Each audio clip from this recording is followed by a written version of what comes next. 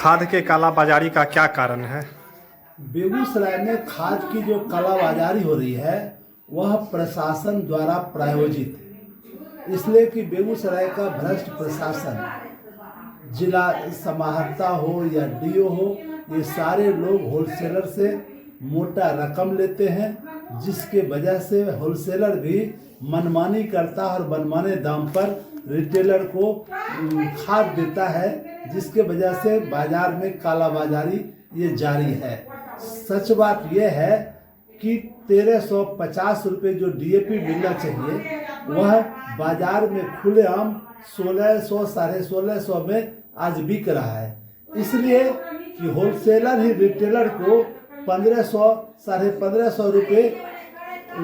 प्रति bag DAP जब देगा और जब 265 रुपया में यूरिया देगा तो स्वाभाविक है कि कीमत पर रिटेलर नहीं बेच पाएंगे। और चूंकि ये दिन के उजाले में खुलेआम ये चोर बाजारी कालाबाजारी हो रही है और प्रशासन मौन है, इसका मतलब है कि प्रशासन की भी इसमें सहभागिता है, प्रशासन भी इसमें मिला हुआ है। हम लोगों ने देखा है बेगूसराय में जब यहाँ संजीव हंस जिला समाहर्ता थे, उस जमाने में डीएपी 486 के बदले 550 600 में बिका करता था। तब किसान आंदोलन ने उस समय के जिला प्रशासन संजीव हंस को और होलसेलरों के खिलाफ संघर्ष करके मजबूर किया था और उस समय एक व्यवस्था हुई थी कि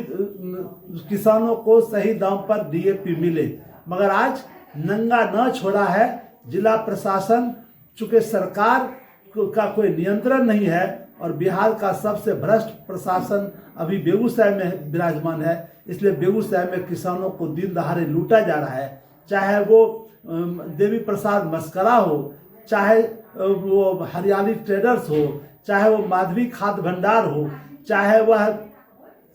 गिरधारी का खाद दुकान हो, सभी दुकानदार जितने भी होलसेलर हैं रिटेलर को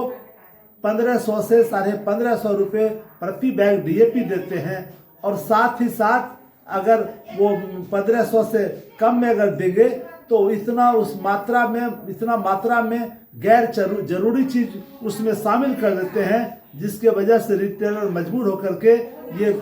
किसानों को महंगे दाम पर देता है। इसलिए इसमें खुलेआम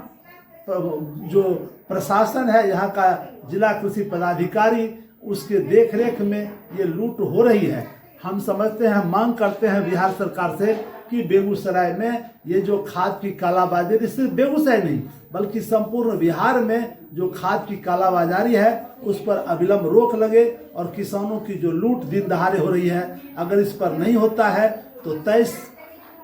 नवंबर को हम पटना में स्वामी सहजानंद सरस्वती आश्रम में संयुक्त किसान मोर्चा की बैठक करेंगे और उसमें सरकार के खिलाफ अभियान चलाने का हम आह्वान करेंगे। इसलिए हमारा सरकार से निवेदन है कि खाद की कालाबाजारी पर अविलंब रोक लगावे और ये खाद माफिया जो किसानों को लूट रहे हैं उस लूट पर रोक लगे, अन्यथा किसान संघर्ष करने के लिए मजबूर होंगे।